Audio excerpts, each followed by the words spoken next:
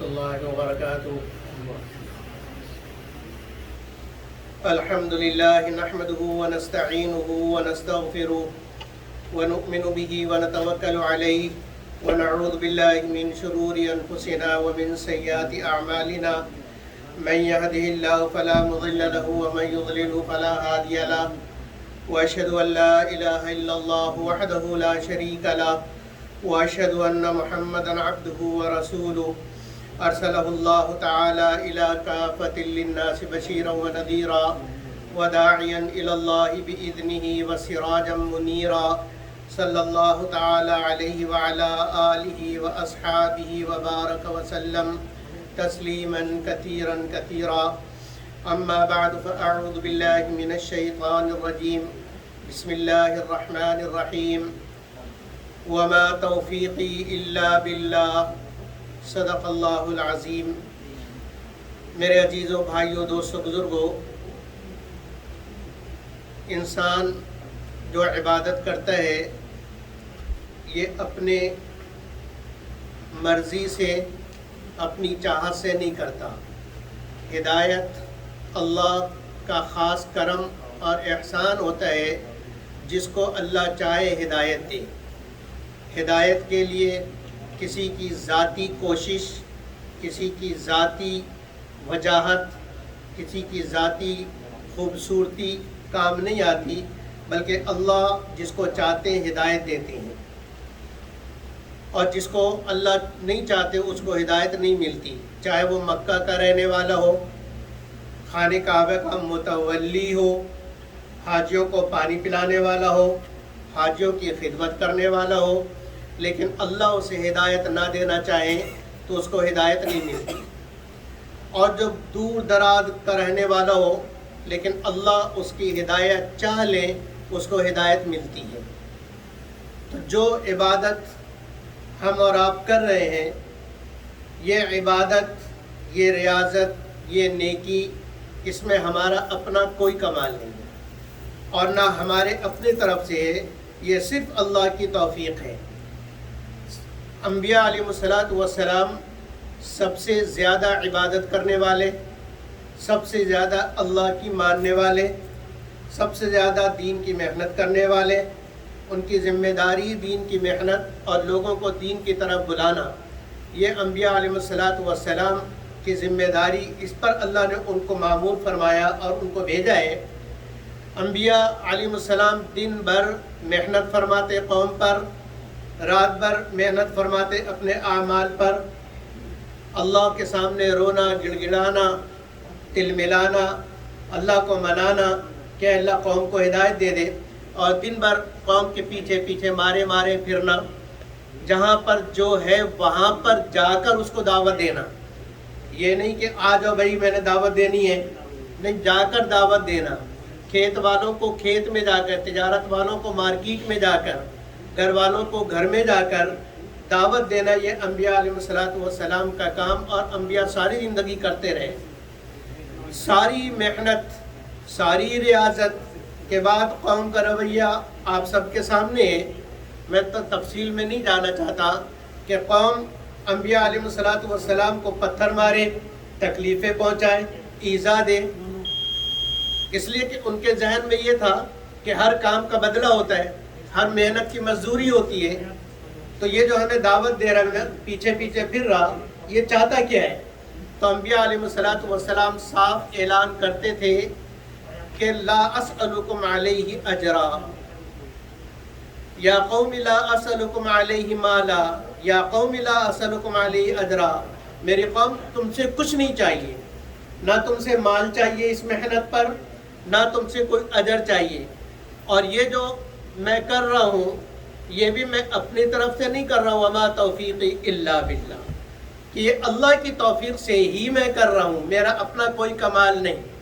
تو انبیاء یہ تعلیم دے رہے کہ میں جو کچھ کر رہا ہوں میرا کوئی کمال نہیں، یہ مجھے اللہ نے توفیق دی ہے۔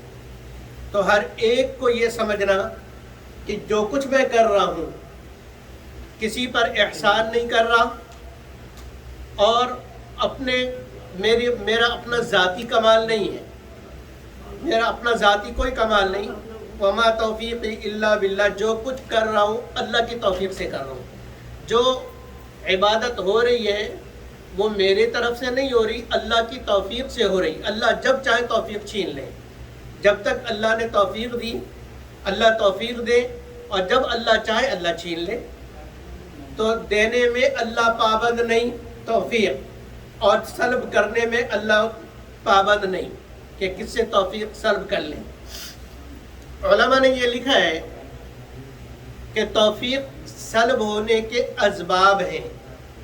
دنیا دار الاسباب ہے، تو اللہ جل جلالہ عما نوالہ توفیق دے کر سلب کر لیتے ہیں، چھین لیتے ہیں. اس کی دو وجہ علماء نے لکھی ہے. بڑے غور سے سننے کی بات ہے کہ وہ دو کون سی وجوہات ہیں جن سے آدمی عرش سے فرش پر گرتا ہے اور رحمانی سے شیطانی بن جاتا ہے، عابد سے مردود ہو جاتا ہے. دو اسباب علماء نے لکھے ہیں. ایک تو یہ فرمایا کہ اپنے آپ پر کبھی تکبر نہ کرنا، عجب نہ کرنا کہ میں کر رہا ہوں. میں نہیں کر رہا ہوں، اللہ کروا رہا ہے. میں نے نماز پڑھ لی، میں نے تلاوت کر لی، میں نے ذکر کر لیا، میں نے نہیں کیا، اللہ نے کروا دیا. میں نے نماز نہیں پڑھی ہے، اللہ نے پڑھوا دی ہے. میں نے تلاوت نہیں کی، اللہ نے کروا دی ہے. میں نے ذکر نہیں کیا، اللہ نے کروایا. تو ایک تو عجب نہ ہو، تکبر نہ ہو، اور دوسری چیز دوسرے کی تحقیر نہ ہو. اپنی ذات پر، اپنے اعمال پر اور اپنی نیکیوں پر، اپنے ذکر تلاوت پر عجب اور تکبر نہ ہو، اور دوسرے کے نہ کرنے پر تحقیر نہ ہو. جس کے اندر یہ دو چیزیں ہوں گی کہ اپنے اعمال پر اس کو اکڑ ہوگی کہ میں تو یوں، میں تو تہجد گزار، میں تو 5 وقت کا نمازی، یہ دیکھو یہ تو نہیں پڑھتا. دوسرے کی تحقیر، ایسے سے اللہ توفیق سلب کر لیتی. توفیق سلب ہو جاتی ہے، پھر یہ دوسرے کی طرح ہو جاتا ہے جو بے نمازی ہے. تو نمازی بے نمازی بن جائے، اس کے لیے سبب اپنے نماز پر اکڑنا اور دوسرے کی نماز نہ پڑھنے پر اس کو تحقیر کرنا، اس کو کمتر سمجھنا. مولانا اشرف علی تھانوی رحمۃ اللہ علیہ نے بڑی پیاری بات لکھی ہے. فرمایا کہ اصل توفیق تو اللہ کی طرف سے ہے. اس کی مثال دی کہ اصل تو چہرہ ہے، چہرے کی وہ خوبصورتی جو اللہ نے بنائی ہے اور وہ بدصورتی جو اللہ نے بنائی ہے. اگر ایک شخص بہت خوبصورت ہو، بہترین نقش و نگار والا، ناک نقشے والا، اور بہت خوبصورت حسین ہو، گورا چٹا ہو، لیکن اگر اپنے چہرے پر کالک مل لے، یا اسی طریقے سے کوئی کالا کلوٹا ہو، سیاہ ہو، بدصورت ہو، لیکن میک اپ کر لے، سرخی پاؤڈر لگا لے اور میک اپ کر لے، تو میک اپ کرنے سے یہ حسین نہیں ہوتا اور کالک ملنے سے یہ بدصورت نہیں ہوتا. اس لیے کہ وہ تو ابھی سامنے کی چیز ہے. منہ پر کالک ہے، اس وجہ سے اصل چہرہ نظر نہیں آ رہا. جیسی ہی کالک صاف کی، منہ دھویا، خوبصورت چہرہ سامنے آ جائے گا.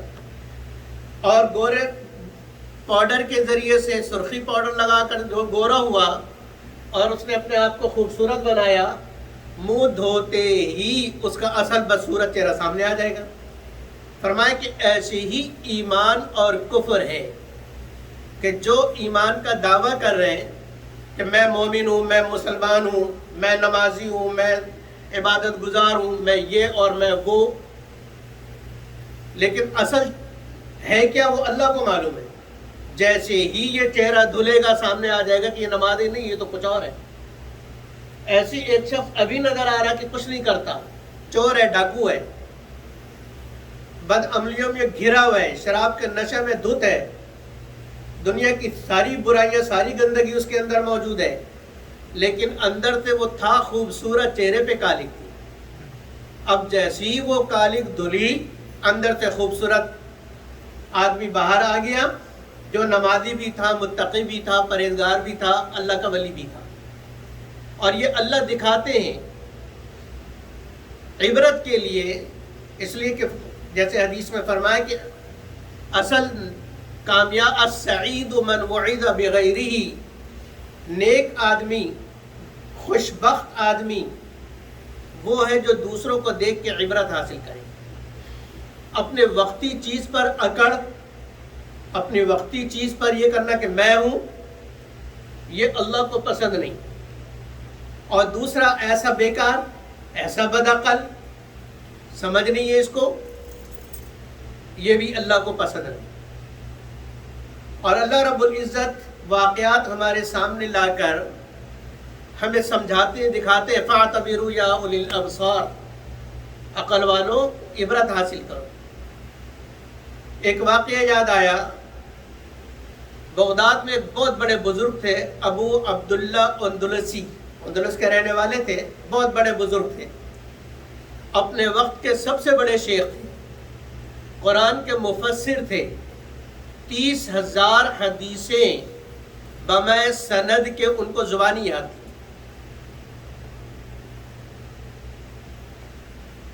اور ان کے 12,000 مریدین، جس میں وقت کے بڑے بڑے حضرت شبلی رحمۃ اللہ علیہ اپنے وقت کے صاحب کرامت بزرگ، وہ ان کے مریدین میں سے.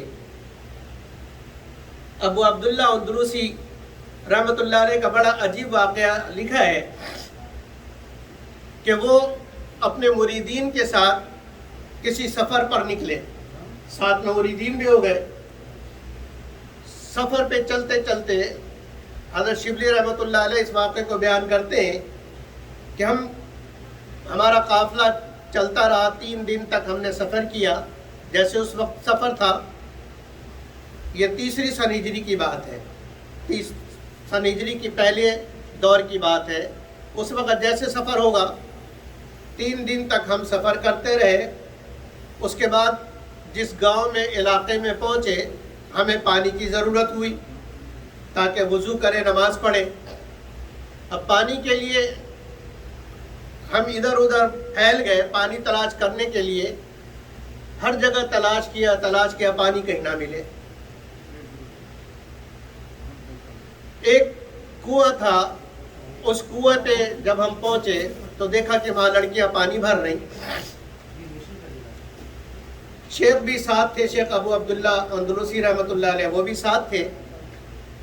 وہاں دیکھا کہ ایک لڑکی جو بہت ہی حسین، جمیل، خوبصورت ہے، وہ بھی پانی بھر رہی. لڑکیوں سے پوچھا کہ یہ کون ہے؟ جو ہر اعتبار سے، لباس کے اعتبار سے، زیورات کے اعتبار سے، ذاتی خوبصورتی کے اعتبار سے، ہر اعتبار سے انتہائی حسین و جمیل، کامل. تو لوگوں نے بتایا، ان لڑکیوں نے بتایا کہ یہ ہمارے سردار کی بیٹی ہے. تو لڑکیوں سے پوچھا گیا کہ سردار کی بیٹی ہے تو یہ پانی خود کیوں بھرتی ہے؟ کہا اس لیے کہ سردار یہ نہیں چاہتا کہ اس کی لڑکی ناز و نعمت میں پل کے جب سسرال جائے تو اپنی شوہر کی خدمت نہ کرے. اس تربیت کے لیے اس نے اس کو بھی کام پہ لگایا. اس گاؤں کے اندر مسلمان کوئی نہیں، بتوں کو پوجنے والے، کچھ لوگ نصارہ، عیسائی، اور کچھ لوگ آگ کو پوجنے والے. مسلمان کوئی نہیں. کچھ دیر کے بعد یہ حضرات جب شیخ کے پاس آئے تو شیخ کو دیکھا کہ وہ گمسم بیٹھا ہوئے ہیں اور کسی سے بات نہیں کرتے. 1 دن، 2 دن، 3 دن بالکل شیخ خاموش، کسی سے ایک بات بھی نہیں کی. صرف نماز کے وقت اٹھتے، نماز پڑھتے اور پھر اپنی جگہ پہ بیٹھ جاتے. شبلی رحمۃ اللہ علیہ فرماتے ہیں کہ میں نے ہمت کی، میں نے پوچھا کہ شیخ کیا بات ہے، آپ کچھ بولتے نہیں. تو شیخ رونے لگے اور زار و قطار روئے اور رو کے یہ فرمایا کہ جو اللہ نے فیصلہ کرنا تھا وہ اللہ نے فیصلہ کر لیا اور اللہ کا فیصلہ نافذ ہو گیا. لوگوں نے کہا کیا بات ہوئی؟ کہنے لگے کہ اب میں یہاں سے نہیں جا سکتا، میرا دل دماغ اس لڑکی پر عاشق ہو گیا ہے، اور وہ لڑکی ہر اعتبار سے میرے روح میرے جسم پر قابض ہو چکی ہے، میں نہیں جا سکتا۔ سارے پریشان، کچھ شیخ کو چھوڑ کر کیسے جائے؟ شیخ نے کہا تم لوگ جاؤ، میں اس زمین کو چھوڑ کے نہیں جا سکتا، میں نے اس لڑکی سے شادی کرنی ہے، نکاح کرنا ہے۔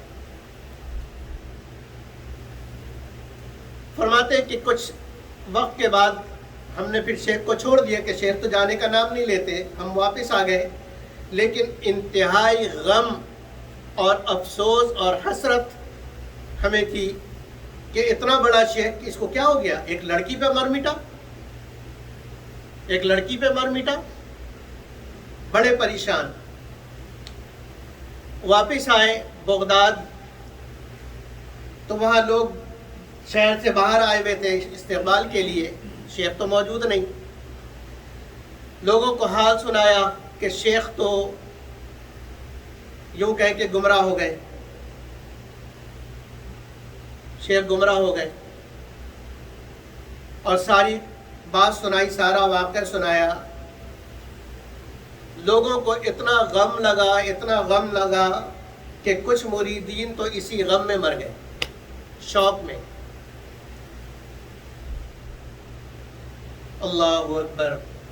30 خانقاہیں شیخ کے زیر نگرانی چلتی تھیں، اور ہزاروں شاگرد قرآن و حدیث پڑھتے تھے۔ وہ سارا سلسلہ بند ہو گیا، سب ختم، کیونکہ شیخ ہی نہیں، چلانے والا ہی نہیں ہے، ذکر کرانے والا ہی نہیں ہے، تو خانقاہ بند۔ ساری چیزیں ختم ہو گئیں۔ 1 سال اس طرح گزر گیا۔ 1 سال کے بعد ان لوگوں نے فیصلہ کیا کہ چل کے دیکھ کر آئیں کہ شیخ کا اب کیا حال ہے۔ شبلی رحمۃ اللہ علیہ فرماتے ہیں کہ ہم واپس آئے اسی گاؤں میں، وہاں لوگوں سے معلوم کیا کہ شیخ کہاں ہے، تو لوگوں نے کہا کہ فلاں جنگل میں خنزیر چرا رہا ہے۔ اتنا بڑا شیخ فلاں جنگل میں خنزیر چرا رہا ہے۔ یہ لوگ روتے پیٹتے جب اس جنگل میں پہنچے تو دیکھا کہ شیخ کے سر پہ وہ عیسائی والا وہ ٹوپی، ان کی خاص جو ٹوپی ہوتی وہ ٹوپی ہے، کمر میں زنار بندی ہوئی ہے، اور وہ لاٹھی جس پر ٹیک لگا کے شیخ درس حدیث دیتے تھے، درس قرآن دیتے تھے، اس لاٹھی سے سور کو چرا رہے۔ یہ لوگ قریب گئے، انہوں نے سلام کیا، شیخ نے بہت دبی آواز میں وعلیکم السلام کہا۔ ان لوگوں نے پوچھا کہ شیخ کیا ہو گیا یہ؟ تو شیخ رونے لگے، اور سارا مجمع جو تھا وہ سارے ہی رونے لگے، اور بے تحاشا روئے۔ علامہ شبلی رحمۃ اللہ علیہ فرماتے ہیں کہ ہم اتنا روئے کہ زمین تر ہو گئی، اور شیخ کی چیخ اور شیخ کا رونا دیکھ کر وہ جو سور تھے، خنزیر تھے جس کو شیخ چرا رہے تھے، وہ بھی رونے لگے اور چیخیں مارنے لگے، پورا جنگل ان کی چیخوں سے گونجنے لگا، گویا کہ وہ بھی رو رہے ہیں، وہ بھی فریاد کر رہے ہیں۔ ان لوگوں نے پوچھا کہ شیخ کیوں ہوا ایسا کیا، ایسی کیا بات ہو گئی؟ تو شیخ نے کہا صاحب وہ عبرت حاصل کرو، مجھے دیکھ کر عبرت حاصل کرو۔ کہا کہ ہوا یہ کہ جب ہم لوگ اس گاؤں میں آئے تھے اور میں نے دیکھا کہ لوگ بتوں کی عبادت کر رہے، لوگ سورج کی عبادت کر رہے، لوگ جو ہے وہ آگ کی پوجا کر رہے، تو میرے دل کے اندر یہ خیال آیا کہ میں تو موحد ہوں، ایک اللہ کو ماننے والا ہوں، مسلمان ہوں، یہ کتنے بے وقوف جاہل نادان ہیں کہ سورج کی عبادت کر رہے، بتوں کی عبادت کر رہے۔ تو ان کی حقارت میرے دل میں آئی تھی، اور اپنی بڑائی آئی تھی کہ میں تو موحد ہوں۔ اسی وقت مجھے ایک غیبی آواز سنائی دی کہ تم کیا سمجھتے ہو کہ تم خود کر رہے ہو؟ یہ تم جو کچھ کر رہے ہو یہ ہماری توفیق سے کر رہے ہو، اور اگر چاہو تو ہم تمہیں دکھا دیتے ہیں۔ فرمایا کہ اسی وقت مجھے یوں محسوس ہوا کہ میرے جسم سے کوئی چیز نکلی ہے اور پرواز کر گئی. وہ ایمان تھا جو میرے اندر سے نکل گیا اور میری ولایت اللہ نے سلب کر لی، میرا ایمان سلب کر لیا گیا. اور پھر اتنے عرصے تک میں اسی حالت کے اندر رہا. سارے لوگ دعائیں کرتے رہے، روتے رہے، گڑ گڑاتے رہے کہ اللہ معاف کر دے،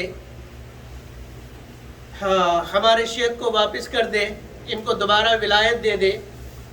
شیخ نے کہا آپ لوگ جائیں. یہ لوگ روتے پیٹتے وہاں سے واپس ہوئے. قصہ مختصر کے کچھ آگے گئے، 2-3 دن کے فاصلے پر تو آگے ایک ندی تھی.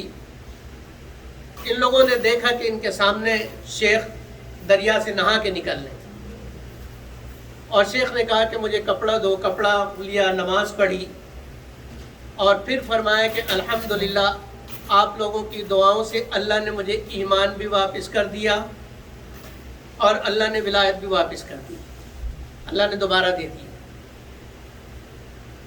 علامہ شبلی رحمۃ اللہ علیہ نے پوچھا کہ شیخ آپ قرآن کے حافظ تھے، اس وقت آپ کو قرآن یاد تھا کہ نہیں؟ کہا کہ مجھے قرآن کی صرف 2 آیتیں یاد تھیں، سب قرآن بھول گیا تھا. ایک آیت مجھے یاد تھی، وَمَن يُهِنِ اللَّهُ فَمَا لَهُ مِن مُكْرِمٍ إِنَّ اللَّهَ يَفْعَلُ مَا يَشَاءُ. جسے اللہ ذلیل کرے تو اسے عزت کون دے سکتا ہے؟ اللہ جو چاہتا ہے کرتا ہے. ایک یہ آیت یاد تھی، اور دوسری وَمَن يَتَبَدَّلِ الْكُفْرَ بِالْإِيمَانِ فَقَدْ ضَلَّ سَوَاءَ السَّبِيلِ، کہ جو ایمان کے بدلے میں کفر کو اختیار کرے، تبدیل کر دے اپنے ایمان کو کفر سے، وہ گمراہ ہو گیا. پوچھا کہ شیخ آپ کو حدیثیں 30,000 یاد تھیں؟ فرمایا کہ ان میں سے صرف ایک حدیث مجھے یاد تھی، اور وہ یہ تھی کہ من بدل دینہ فقتلوہ، جو مرتد ہو جائے اپنا دین تبدیل کر لے اس کو قتل کر دو. یہ اللہ نے دکھایا کہ شیخ کے دل میں بات آئی، اللہ نے آزمائش میں مبتلا کر دیا. تو میرے عزیزوں، میرے بھائیوں اور دوستوں، ہم اپنی موجودہ حالت کو دائمی نہ سمجھیں کہ ابھی میں جیسے ہوں ہمیشہ میں ایسے ہی رہوں گا، بلکہ اللہ سے استقامت مانگتا رہے اور اللہ سے دعائیں کرتا رہے اور استغفار کثرت سے کرے. اپنے اعمال کو اللہ کی توفیق سمجھے اور دوسروں کے لیے بھی دعا کرے، اس لیے کہ ہمیں کوئی پتہ نہیں کہ آج کا یہ کافر کل کا ولی بن جائے، آج کی یہ کافرہ کل کی ولیہ بن جائے. اور ہم آج جو بھی ہے کل اللہ معاف کرے، اللہ ہم سب کو بچائے، کفر اختیار کر لے. یہ تو اللہ کی توفیق سے ہے. ان قلوب بنی آدم، اللہ کے نبی فرماتے ہیں ان قلوب بنی آدم بین اصبعین من اصابع الرحمن یقلبها کیف یشاء او یصرفها کیف یشاء. فرمایا نبی صلی اللہ علیہ وسلم نے کہ سارے انسانوں کے دل اللہ کے 2 انگلیوں کے درمیان ہیں، جدھر چاہے دل کو اللہ موڑ دے. اسلام ہے، اللہ کفر کی طرف موڑ دے، کفر کافر ہے، اللہ اس کو اسلام کی طرف موڑ دے. اس لیے اللہ سے توفیق مانگتے ہوئے، اپنے اعمال کو اپنانی اللہ کی توفیق سمجھتے ہوئے، ہم استقامت کے ساتھ اللہ سے دعائیں مانگتے ہوئے کرتے رہیں اور دوسروں کے لیے دعائیں کریں. اللہ مجھے اور آپ کو عمل کی توفیق عطا فرمائے، ہر قسم کے عجب سے، تکبر سے اللہ ہمیں بچائے. وآخر دعوانا ان الحمد للہ رب العالمین.